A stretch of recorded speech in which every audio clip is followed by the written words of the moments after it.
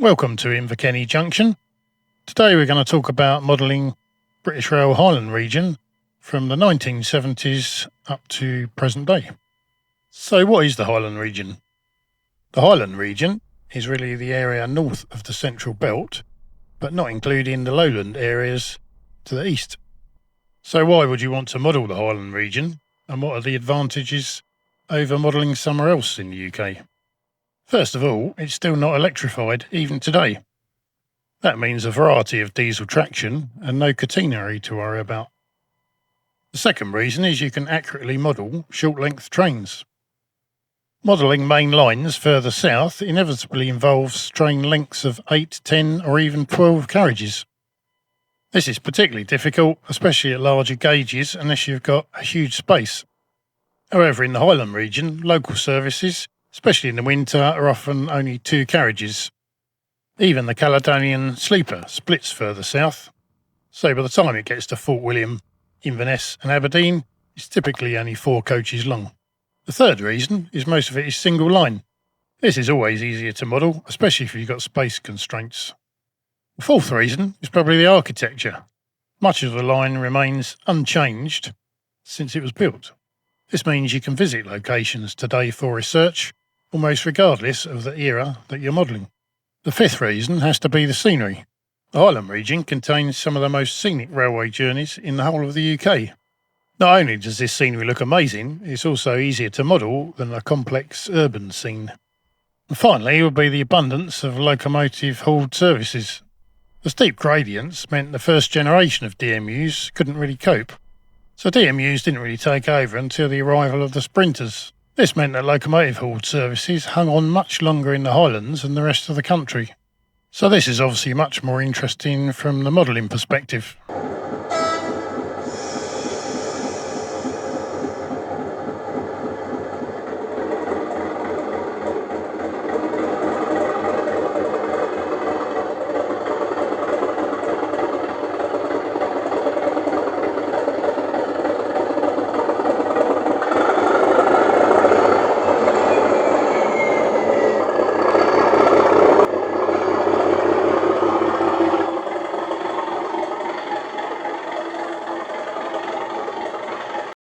So let's look in more detail at the different areas within the Highland region. So first of all, we've got the West Highland line. This links Glasgow to Oban, Fort William and Mallaig. The West Highland line really begins at Craig-and-Durham Junction, which is just south of Helensburgh. From here the line travels north to Crean-Larrick, where it branches to Oban. The section from Crean-Larrick to Fort William travels over Rannoch Moor, where it reaches the summit at Carraw, 1,347 feet above sea level. From here the line slowly descends and heads west into the terminus station at Fort William, which is virtually at sea level. At Fort William you can change for services to Mallaig. There's no electrification on the line, so even today it's all diesel traction. At Fort William, for example, you can see Class 73 and Class 66 on the Caledonian sleeper, with 156 and 158 DMUs on local services. In the summer months from Fort William, the Jacobite service runs out to Mallaig. This typically uses a K1 or a Black 5. In periods of hot weather, due to the fire risk from steam, they often substitute West Coast Class 37 and 47s. So what locations on the West Highland line make suitable places to model? From an operational perspective, Fort William is certainly the most interesting. However, today's station building is very dull. It was built in 1975 after the old station building was demolished to allow room to reroute the A82 around the town. The old station building was much more interesting and has a kit available from pop-up designs. So modelling Fort William pre-75 will be a good option. Semaphore signals are also used pre-75. When the new station was built, colour light signals were installed. This covers the area from the station to Mallig Junction. The rest of the West Highland line uses radio electronic token block, so there's no signals as such. Rannoch Station seems to be a popular place to model, mainly because of the spectacular scenery. There's a passing loop, a small goods yard, and a kit is available for the station buildings. There's also a kit available for the next station on the line at Coror. This also has a passing loop and spectacular scenery.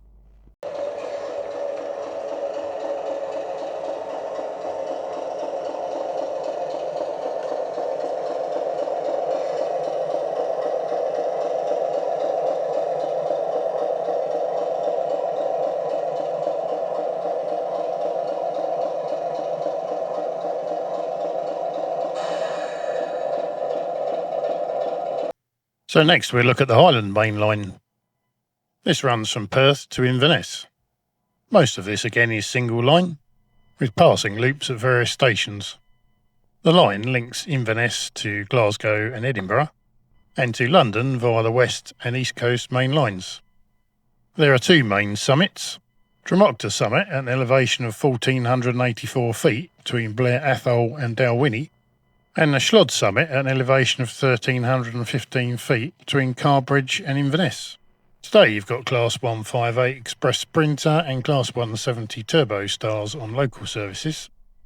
HST sets provide regular services to Edinburgh and Glasgow. Class 800 bi-mode Azumas provide links to London King's Cross, and the Caledonian Sleeper provides links to London Euston. As with Fort William, this is double-headed with a 66 for the steep gradients and a 73 for train heat. As for modelling, there's lots of interesting single and double platform stations along the route. Pop-up designs do a model of Newtonmore station building. Although this has now been sold off and a new station building erected, it's typical of the ones along the line.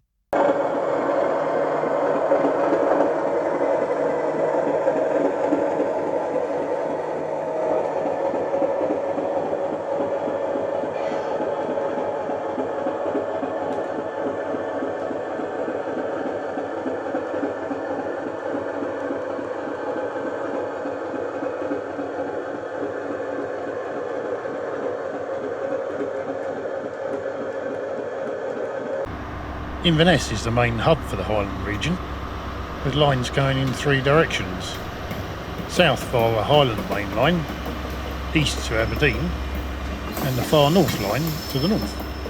The radiuses into the station are very tight, especially from the north. The triangular track layout allows stock to be turned if needed, and the depot is sandwiched in the middle. To the east is Milburn Road Yard.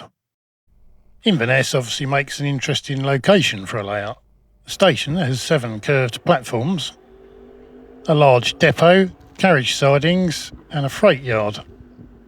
Even today there's lots going on there, so it would suit any era from BR Blue up to present day. However, you'd need a huge space to accurately model it. That's probably why I've never seen a model of Inverness station. My own layout is a fictitious location based on Inverness. So all my locomotives and rolling stock are those that you typically see going in and out of Inverness around 1985. So next we'll look at the far north line. This, as the name suggests, travels north from Inverness. Single line throughout and broadly follows the northeast coast. Just out of Inverness, the line crosses a swing bridge over the River Ness and the Caledonian Canal. At Beaulieu, the line takes a very sharp right turn. Beaulieu Station is located along this curve and is the shortest platform on the national network, at just 50 feet. It was closed in 1960 but opened recently in 2002.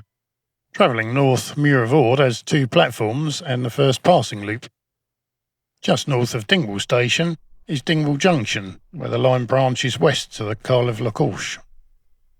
At Fern, the line turns west to work its way round the Dornoch Firth. Just north of Lairg, the line heads east and finally meets the coast again at Golspie. The line then follows the coast to Helmsdale, sometimes only metres from the sea. The line then heads inland again into flow country. The next 5 stations only serve a handful of houses each and are nearly all request stops. At Georgemass Junction, the line splits and goes to the terminus stations of Thurso and Wick. Georgemass Junction has a small yard with container facilities. For modelling, Georgemass Junction is an obvious location with its freight yard, as well as the terminus stations of Thurso and Wick. Pop-up designs do a model of Thurso station building in N, O and OO gauges. Modelling the far north line in eras 7 and 8 would be quite interesting, but today not much heads up that way apart from sprinters.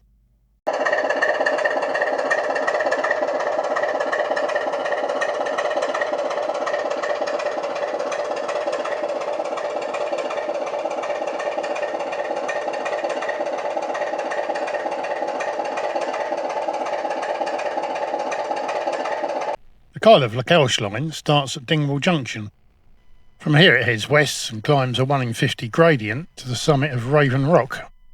It then descends to the first station on the line at Garve. The line then follows the northern shores of Loch Luychart. Achanault is the next station.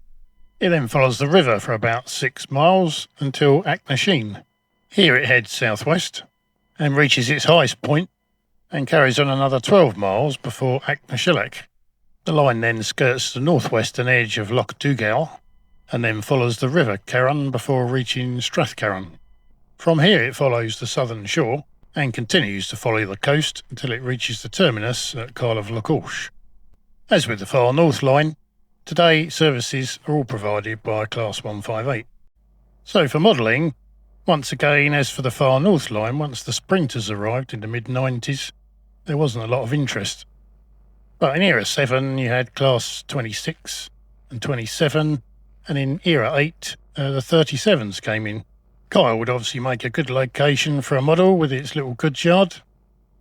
Further up the line, Plockton with its curved station is also quite interesting, and pop-up designs do a kit for Plockton station building.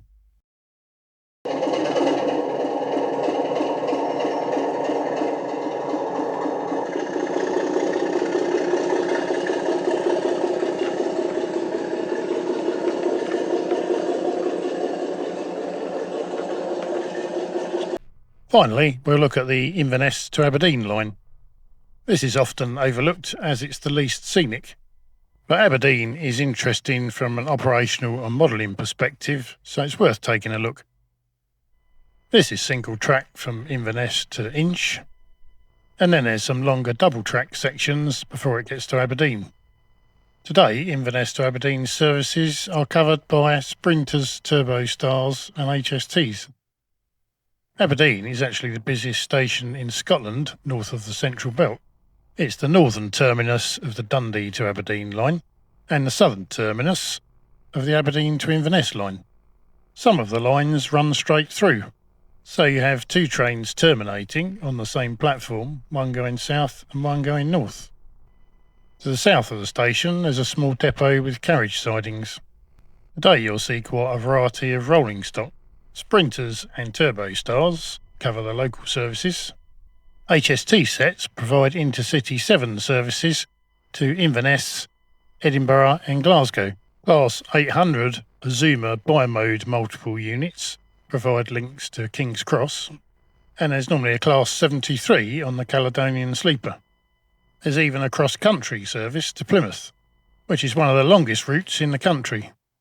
Today this is provided by a Class 221 Super Voyager. So Aberdeen again will be a very interesting station to model. The whole station is quite huge and probably too large, but you could quite easily model the southern end of the station with Ferry Hill carriage sidings. So that concludes the first part of this video. In the second part we'll look at locomotives, rolling stock and train formations from Era 7 to present day. Thanks for watching, and if you like the video, please like and subscribe.